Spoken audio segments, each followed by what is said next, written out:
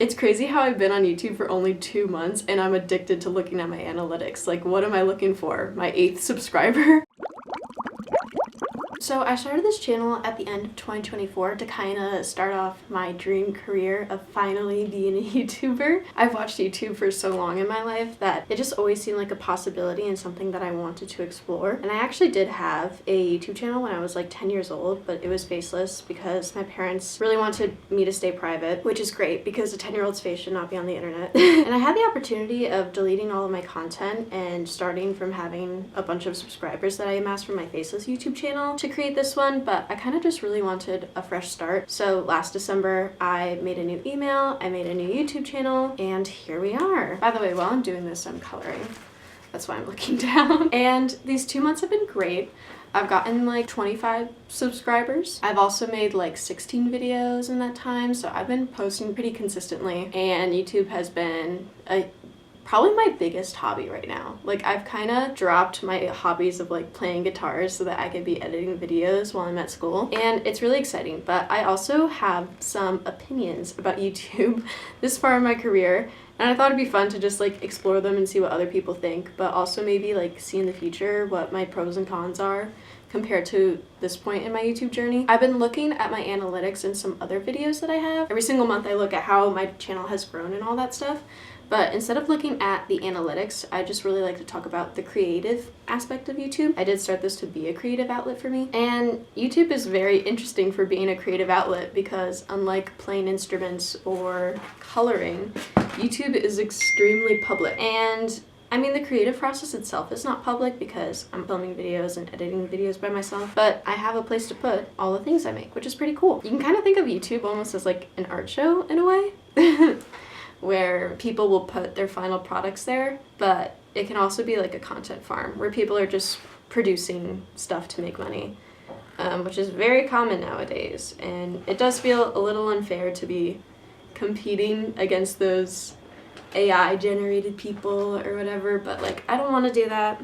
I just want to make little videos and maybe connect with people that I can't connect with in my normal life. I've only done the bunny so far. So here are my pros and my cons for using YouTube as a creative outlet. If my clock is in frame, please ignore how long it takes for me to record these, okay?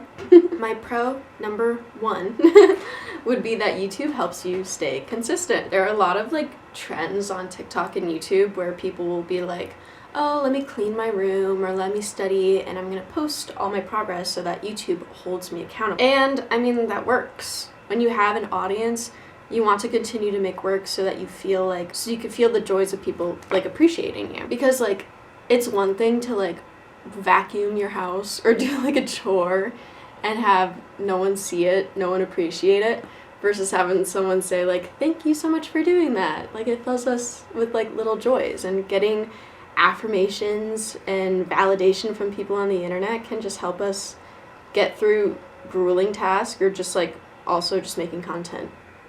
I swear someone is making whale noises in the shower. Like, do you hear that? I feel so bad. I'm so sorry. Anyway. And also, since like I'm a small creator, I don't really have people that are like rooting for me to stay consistent because I don't really have any like consistent viewers. But instead of that, I kind of focus on my future viewers, because if I'm consistent, then YouTube will keep pushing out my content and I'll collect more viewers, and then eventually, like, hopefully I will get those viewers that will help me stay consistent and want to keep watching my videos. But also that kind of introduces a con, because a con can be being consistent on YouTube, because YouTube... Are you kidding me? That is whale noises. How am I supposed to record like this? Anyway, being consistent can also be a con, because if you're not always making stuff, then YouTube could like push your content to the sidelines, and that could just be really hurtful because you won't get the same viewers for everything you make. But the artistic and creative process is different for everyone. Like, creativity just comes in waves. It doesn't come consistently. Oh my god, I can't record. There's people playing music in the shower.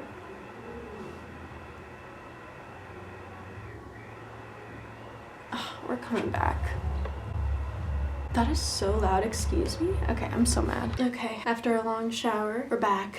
It was probably my mistake to record this on a Friday night because everyone obviously has plans and is gonna be out and rowdy, and I am in here talking in my room by myself. So, that's where we're at. I think I was talking about how consistency can also be a con.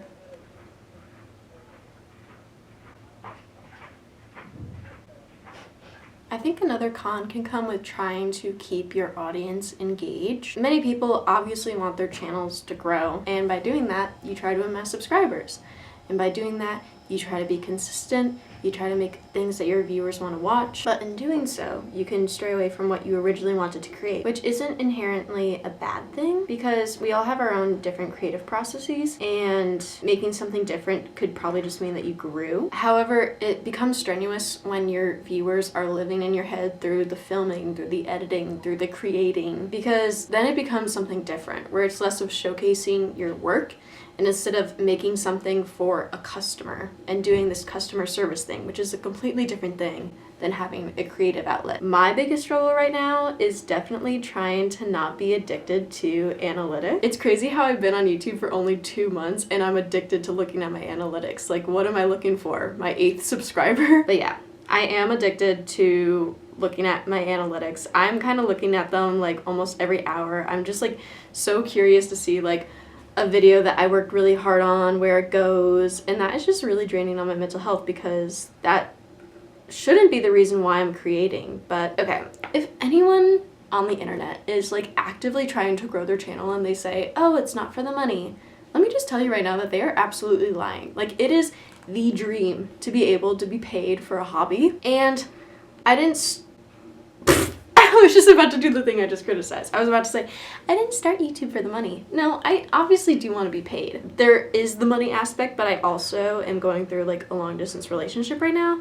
So this is helping me with that for a more personal reason. Where was I going with this? But yeah, since there is that goal in the future of having a monetary benefit to doing your hobby, it could just be like, you want to see like, when is the soonest time possible that you can finally make money off of your hobby. And I just am always looking for how videos perform.